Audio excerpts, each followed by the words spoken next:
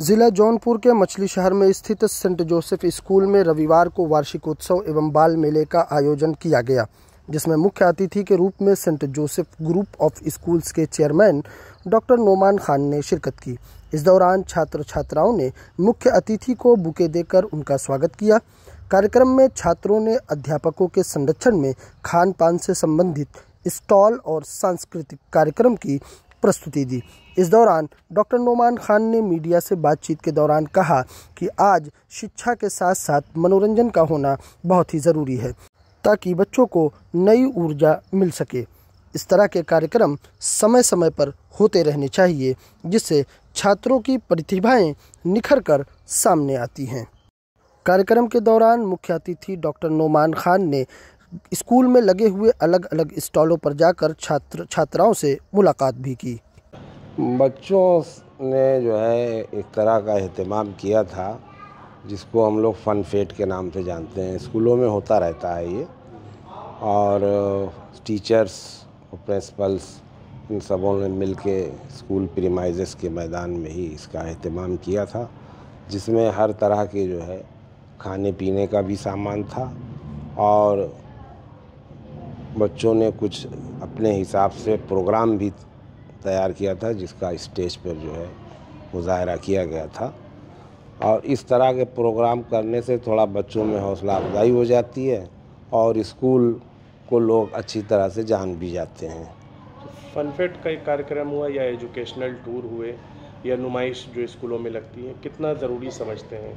ये सारी चीज़ ज़रूरी है। जिस हिसाब से लोग मोबाइल में इन्वॉल्व हैं और मोबाइल में मसरूफियात उनकी बढ़ गई है, उससे तो बेहतर है कि हम ट्रेडिशनल की तरफ बढ़ें, उन चीज़ों को अपनाएं, जिससे हमारी जो है जानकारी भी बढ़े और हम लोग घूम भी लें, और कुछ जिस्मानी जो है हरकत और जिस्म मजबूत हो, उससे पिकनिक पे जाना और नई चीज़ों को जानना, नए नए तरह से जो है लोगों से मिलना, वहाँ की ज़िंदगी कैसी है, वहाँ की आबोहवा कैसी है।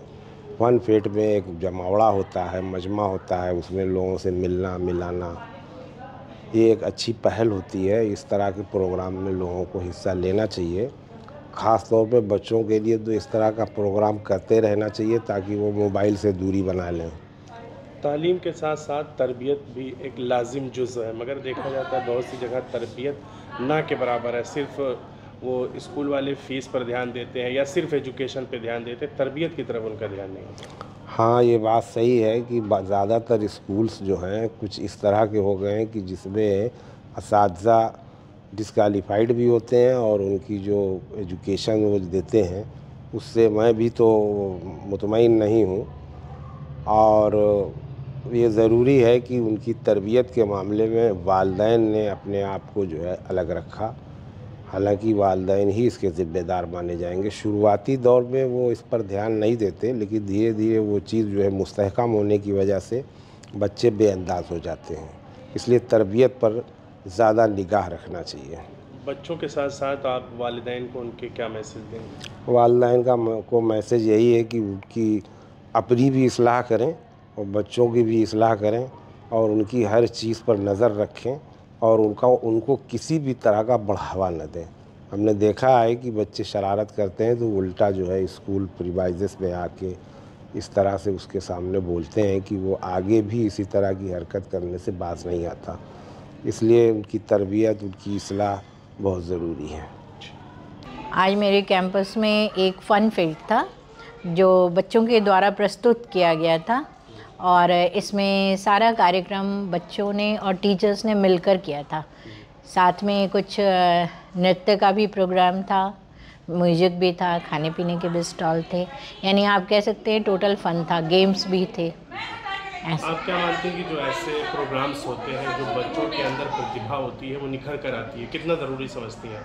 हाँ, ये इस टाइप के फ़न फेट ज़रूरी इसलिए हैं कि ये उनकी रेगुलर पढ़ाई से हटकर है, और ये चीज़ों को ज़िंदगी में किस तरीके से इस्तेमाल किया जाना चाहिए। और पढ़ाई के अलावा भी बहुत सारे ज़रिए हैं जिसके द्वारा वो अपने आप को आगे बढ़ा सकते हैं, इसलिए ऐसी चीज़ों का होना आवश्यक है।